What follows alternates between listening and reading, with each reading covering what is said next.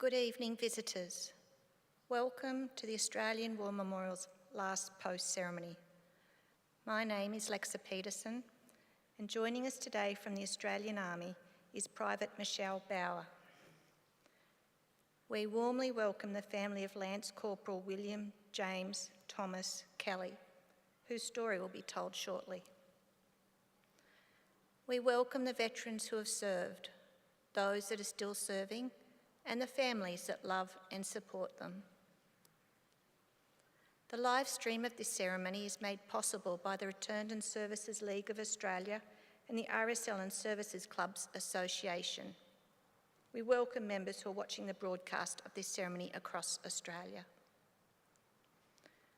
During this evening's ceremony, wreaths will be laid at the base of the pool of reflection by family and visitors to the memorial. If you're able, please stand and join in singing the National Anthem.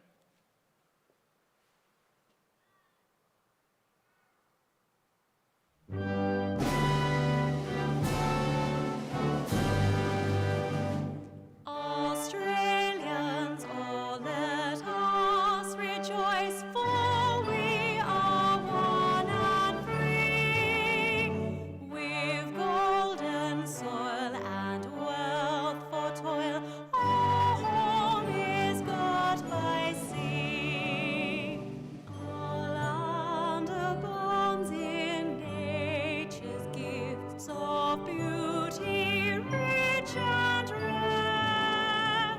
In history's page let every stage advance Australia fair. In joyful strains then let us sing, advance Australia fair. If able, please be seated. The Australian War Memorial was the vision of Charles Bean, Australia's First World War official historian. Bean landed with the Australian troops on Gallipoli and stayed with them at the front through to the end of the war. The idea of this national memorial and museum came to him at Pozières, France, in the depths of the bloody fighting of 1916. Bean's idea was that this would be a place where families and friends could mourn loved ones buried in faraway places.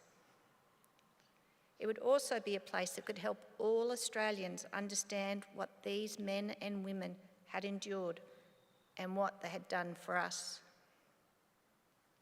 Bean's vision, to which we remain true, is best expressed as inscribed at the entrance to the memorial's galleries. Here is their spirit, in the heart of the land they loved, and here we guard the record which they themselves made. Tonight, we will read the story behind just one of those on the Roll of Honour, which lists the names of more than 103,000 men and women who have given their lives for us in war and on operations for more than a century. But first, we present a lament, Flowers of the Forest. Wreaths or floral tributes will now be laid at the base of the pool of reflection.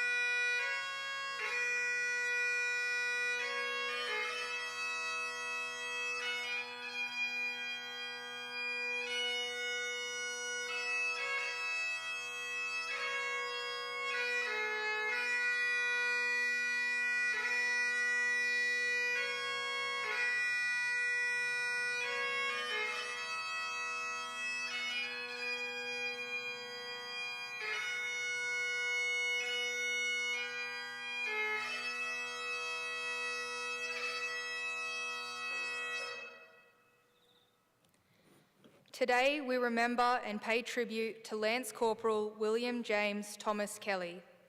William Kelly was born in 1892 in Dalgety, New South Wales. Known simply as Will, he was one of 10 children born to farmer Andrew Kelly and his wife Elizabeth. Will Kelly was educated at Timberry Range Public School, not far from the town of Cooma. He later returned to the family property named Riverside and began working as a labourer alongside his father. Kelly enlisted in the Australian Imperial Force on the 22nd of February 1916. He was assigned to the 7th Reinforcement of the 55th Infantry Battalion and began training. He embarked for active service in December that year, sailing from Sydney on the troop ship Ask Anias. After several weeks at sea, Private Kelly arrived in England, disembarking at Devonport. He continued training alongside other new recruits until February 1917, when he was sent to the Western Front. In France, Kelly transferred to a new unit, joining the 18th Battalion at the end of March. His arrival came soon after the Germans had made a strategic withdrawal to the Hindenburg Line. Kelly's unit became involved in the Second Battle of Bullecourt in early May. Though this attack was successful in achieving its aims, Australian forces suffered some 7,000 casualties in the process. For Private Kelly, it was a brutal introduction to the war. Kelly was in hospital sick for several weeks, but rejoined his unit in August, by which time the Australians were in Belgium. Within a month of his return to the trenches, Kelly's 18th Battalion was committed to an attack at Menin Road near Ypres. Kelly found himself in the thick of heavy fighting, coming up against formidable enemy positions with concrete pillboxes. The Australians suffered a further 5,000 casualties. After surviving the carnage of Menin Road, Kelly and his comrades saw out the weeks which followed, rotating in and out of the front lines. Heavy rain flooded the battlefields, turning the trenches into miserable, muddy places. Kelly was again sent to hospital on the 8th of October, this time suffering from exposure. Kelly rejoined his unit later that month and saw out the remainder of the year training and undertaking routine trench duty. In February 1918, he was granted a short period of leave, which he spent in England. He returned in March, in time to witness the beginning of the German spring offensive. German forces made heavy attacks along the Allied front in an attempt to capture key ground and break the stalemate. The 18th Battalion helped repel the enemy, the offensive eventually being defeated by July 1918. Allied forces launched a counter-offensive in early August. Combining tanks, artillery, infantry, and aircraft, the attack quickly overwhelmed the enemy. By the end of that month, the Germans had been pushed back. The 18th Battalion took part in the capture of Mont Saint-Quentin before helping to force the Beaurevoir line in early October. Kelly was later awarded the Military Medal, his recommendation noted.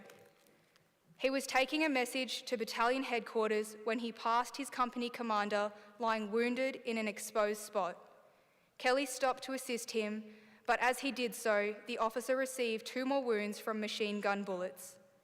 Private Kelly, all the time under heavy fire, dressed the wounds and removed the officer to a shell hole and then delivered his message.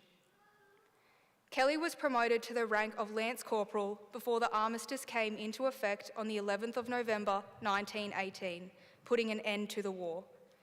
With the war now over, the process of demobilising and repatriating troops began.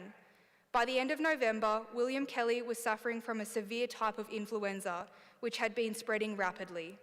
He was admitted to hospital in France and by the 8th of December was declared dangerously ill, also having developed pneumonia. Little could be done for him, and 2 days later he died. The influenza pandemic would kill some 50 million people worldwide in little more than 2 years. William Kelly was laid to rest on the 11th of December 1918 at Le Cateau Communal Cemetery in France. His parents chose the following words for his headstone: "My boy is sleeping his long last sleep, his grave I may never see. He was 25 years old. His name is listed on the Roll of Honour on my right among almost 62,000 Australians who died while serving in the First World War. His photograph is displayed today by the Pool of Reflection. This is but one of the many stories of service and sacrifice told here at the Australian War Memorial.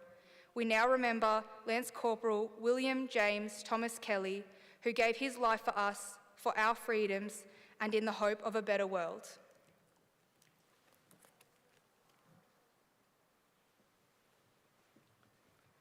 Please stand for the reading of the ode and sounding of the last post.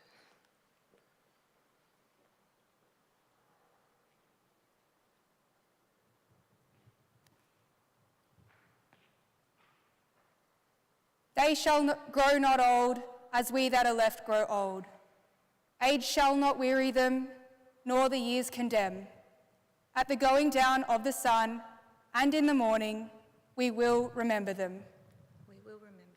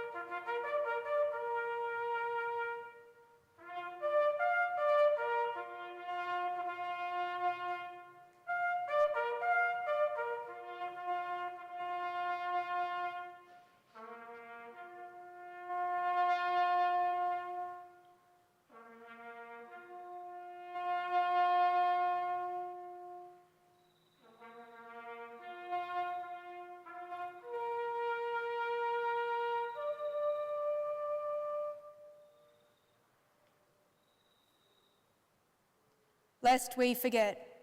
Lest we forget.